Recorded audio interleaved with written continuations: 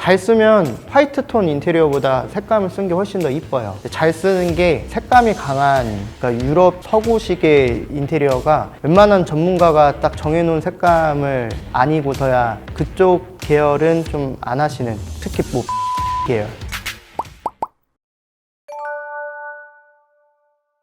쉽게 얘기하면 셀프로 하는 인테리어서부터 중간에 뭐 보수도 있을 거고요, 마감재로 교체하는 공사가 있을 거고, 디자인 스튜디오라고 해서 좀 하이엔드 공사를 하는 디자인 업체가 있고, 더 나아가서는 개인 디자이너 분들의 작품이 되는 그 현장이 있을 거예요. 그런 식으로 인테리어가 두루뭉술하게 다 방면으로 있습니다. 근데 보통 인테리어라고 하면 샤시나 주방이나 욕실 이렇게 거주하고 있는 그런 공간의 아이템들을 교체하고 좀 더 이쁘게 할 수 있게 연구하고 고민하시는 분들이 하는 일을 인테리어라고 쉽게 얘기할 수 있을 것 같아요. 고객님이 뭘 원하시는지 모르시는 경우가 가장 힘든데요. 처음에 상담이 되게 빨리 끝나고 간단하게 끝나서 고객님이 만족하신 줄 알았는데, 고객님이 상담하신 대로 집이 완성됐음에도 불구하고 만족을 못 하시는 경우가 가장 이제 힘든 상황인 것 같아요. 고객님이 어떤 인테리어가 이쁜 건지, 자기가 진짜 원하는 구조나 색감이 어떤 건지도 사실 모르고 오시는 분들이 많아서, 다 완성되고 나서 이건 당연히 해주는 줄 알았다, 아니면 요거는 다른 집은 돼 있는데 나는 왜 안 돼 있느냐, 이런 형식의 문의를 해주시는 분들이 계시거든요. 원하는 니즈 자체가 모르셔서 저희한테 어필을 안 하셔서 그런 게 안 돼서 고객님들이 클레임을 말씀 주실 때 가장 힘들었던 것 같아요.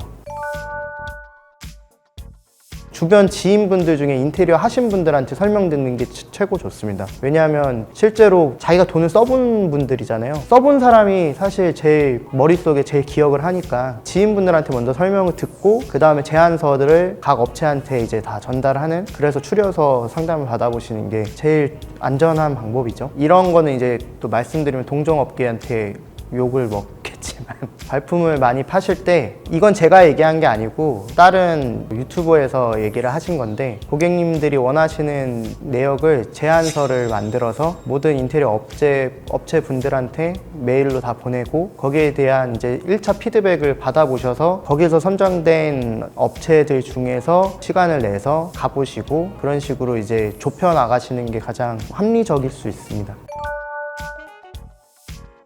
제일 쉬운 거는 오늘의 집에서 유저분들이 본인들의 집 잘 꾸며놓고 나서 공유의 개념으로 이렇게 올리시는 게 있습니다. 그거를 보셨을 때 몇만 원 안 되는 몇천 원짜리 소품으로도 공간을 되게 특별하게 만드는 것들을 보면 저희도 가끔 감탄할 때가 있어요. 제가 오늘의 집 광고를 받고 하는 게 절대 아닌데, 요새는 AI 시스템이어서 그런지 자기가 계속 찾는 스타일이 계속 추천에 떠요. 그래서 오늘의 집이 가장 쉽고요. 그 다음에는 요새는 네이버나 이런 포털 사이트에 검색하시는 것보다 인스타에 어떤 스타일을 검색하시는 게 훨씬 더 색감을 맞춰놓거나 아이템을 맞춰놓은 거를 찾기가 훨씬 좋으실 거예요. 그래서 지금은 제일 쉬운 게 오늘의 집, 그 다음에 인스타, 이런 식으로 활용하시는 게 가장 좋습니다. 강한 인테리어라고 하는 게 말이 조심스럽긴 한데, 쓰신 비용 대비 만족도가 따라가지 못할 때 망했다고 표현하시는 것 같아요. 그거를 좀 방지하기 위해서 첫 번째가 인테리어가 어떻게 최종적으로 진행될 건지에 대한 제품 확인서나 제안서를 좀 확실하게 받으시는 게 좋습니다. 그리고 견적서를 업체 대표분이나 담당자분하고 같이 견적서를 살펴보고 설명을 듣는 자리를 가지셔야 돼요. 예를 들면 욕실에서 방수라고 표현이 돼 있으면 그게 몰탈 방수라는 물방수인지 아쿠아 디펜스 같은 도막 방수인지, 그런 것들도 표현이 돼 있는 견적서가 제일 중요할 거고, 그거에 대해서 잘 모르시겠다면 여쭤보셔야 돼요. 방수는 어떻게 하는지, 아니면 확장을 하게 되면 확장에서도 바닥에 단열재를 넣는지 천장에 단열재를 넣는지, 공사 항목에 아이템들이 고객님들이 알기 어려운, 해석하기 어려운 아이템들이 많이 있어요. 그래서 이 아이템은 어디에 쓰는 거고, 이게 왜 이 수량이 들어가고, 이게 왜 필요한지, 이거를 여쭤보시면 됩니다. 그걸 친절하게 설명해 주시는 대표분들한테 계약을 하시면 되는 거고요.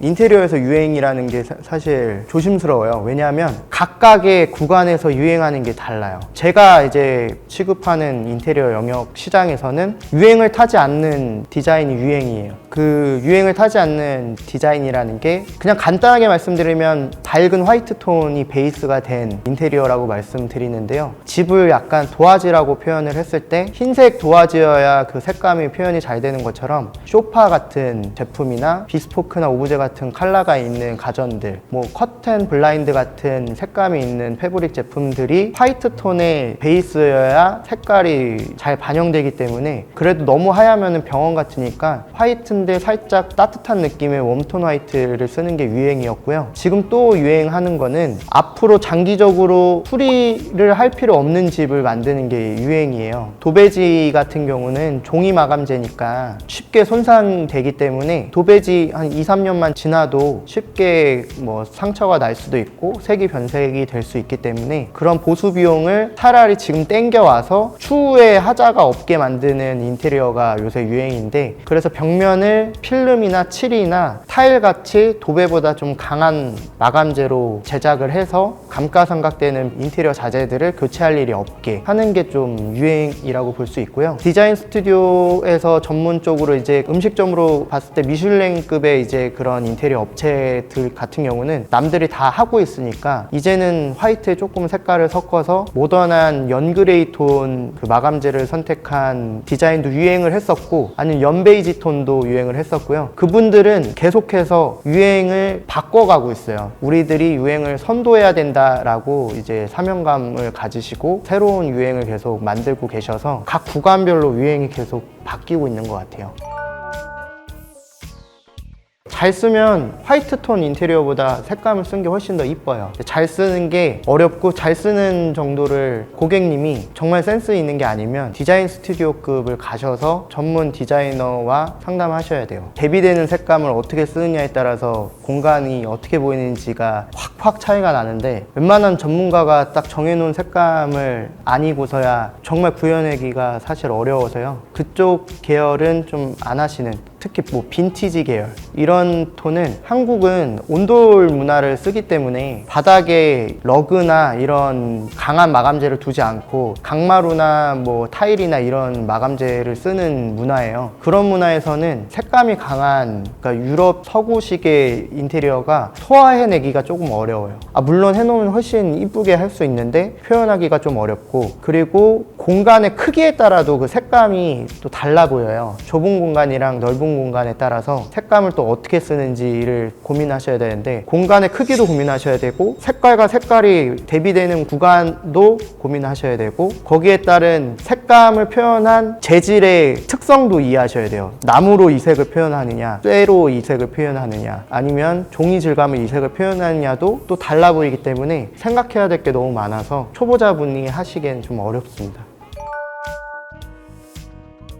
방문짝에 색깔을 넣는 걸 피하시는 게 좋습니다. 그 방문짝에 색깔을 넣는다는 거는 대부분 벽면을 도배지나 뭐 칠 소재를 했을 때 화이트 톤을 하시는데, 방문에 색깔이 들어갔을 때 정말 잘 매칭하지 않으면 나중에 좀 문짝이 색깔이 어색한 경우가 있어서, 그거랑 소파 색깔을 좀 진하게 가시는 경우, 바닥재와 소파 색깔이 어울리지 않으면 집이 좀 많이 이상해 보여요. 색감이 다 깨져 보이는 게 있어서 뭔가 색깔을 강하게 넣으실 때는 그 톤의 매너를 좀 맞추실 필요가 있어요. 근데 이게 실용적인 거랑 디자인을 다 고려해야 되는데, 그냥 디자인만 봤을 때 가격 대비 만족도가 높은 게 까사미야의 깜포 소파가 안전해요. 그냥 패브릭 느낌이어서 소파가 색깔이 진하면 좀 소화하기가 어려운데, 그 색깔이 딱 연베이지 톤이고 모양도 되게 차분하고 이쁘게 잘 나와 있어요. 그래서 깜포 소파가 한때 좀 유행을 했었고요. 그 다음에는 사실 가성비라고 하시니까 가성비 좋은 소파는 없어요. 비싼 만큼 이쁩니다. 최고의 가성비 아이템은 제가 맨날 얘기하고 다니는 이제 슈젠트라는 제품인데, 슈젠트가 인터넷 최저가가 한 39만 원 뭐 이렇게 왔다 갔다 할 거예요. 욕실의 환풍기를 대체하는 제품인데요. 환풍 기능도 있고 제습이나 이제 공간을 따뜻하게 하는 기능이 있어요. 욕실이 건조하기만 해도 엄청 쾌적해지고요. 쾌적해진다는 건 또 추가적으로 바닥이 물에 이제 흥건하지 않으니까 안전하기도 하고요. 그리고 겨울철에 따뜻하게 샤워하는 게 정말 좀 짜릿할 정도로 엄청 가성비템이고요. 처음에 39만 원 하면 비싸다고 생각할 수도 있는데, 만족도 면에서는 39만 원을 투자해서 그거 말고 더 확 실용적으로 만족을 높일 수 있는 아이템이 있을까라고 하면 없는 것 같아요. 신경 씁니다. 그거를 염두하고 신경 쓰시는 고객님들이 많아요. 그래서 그거를 감안해서 인테리어를 많이 하고요. 남향, 동향 이런 향을 이제 신경 쓰시는 분들, 실질적으로 풍수지리로 인해서 발코니에 결로가 있냐 없냐가 차이가 나요. 남향이냐 동향이냐 북향이냐 이거에 따라서 같은 집이어도 베란다 상태가 진짜 달라요. 의식주가 3개밖에 없는데 의랑 식은 엄청 전문가들이세요. 웬만하면 꼭 주만 관심이, 꼭 인테리어 할 때만 관심이 생기시는데, 인테리어 관심을 많이 가지시면 실패하실 가능성이 없고, 평상시부터 꾸준히 관심을, 그러니까 인테리어 계획이 없으셔도 관심을 지금부터 가지시는 게 좋습니다.